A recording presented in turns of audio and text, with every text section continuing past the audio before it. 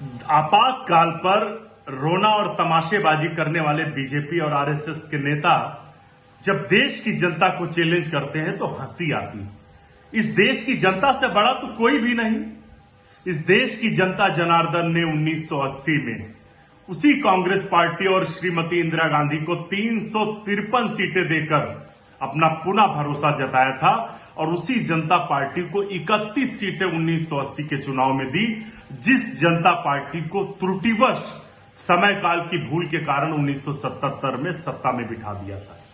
BJP के नेता लेकिन आज भी रोना नहीं भूलते हैं, जो विदेशी ताकतों के इशारे पर देश को लोकतंत्र को कमजोर करने का प्रयास कर रहे थे, जो चाहते थे इस देश के लोकतंत्र की नींव हिले, लेकिन हिला नहीं पाए, इसलिए आज भी रोते हैं, क्योंकि उनको कष्ट है, उनको दुख है कि इस देश के लोकतंत्र को कमजोर नहीं कर पाए। क्योंकि जब जब उन्होंने कमजोर करने की कोशिश की तब तब कांग्रेस पार्टी ने और गांधी परिवार ने इस देश को मजबूत करने के लिए अपने प्राणों के बलिदान दिए, लेकिन पीछे नहीं हटे।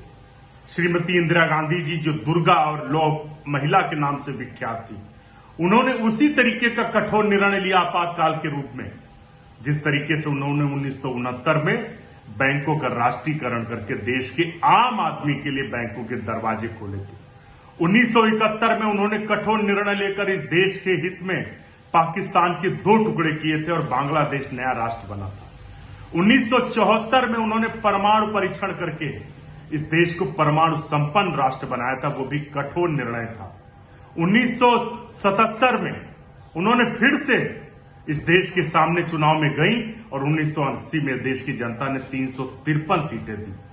भाजपा और आरएसएस के लोग उस तमाशेबाजी को बंद करें, रोना बंद करें, क्योंकि देश की जनता से बड़ा कोई नहीं और देश की जनता ने पुनः उन पर भरोसा जताया था।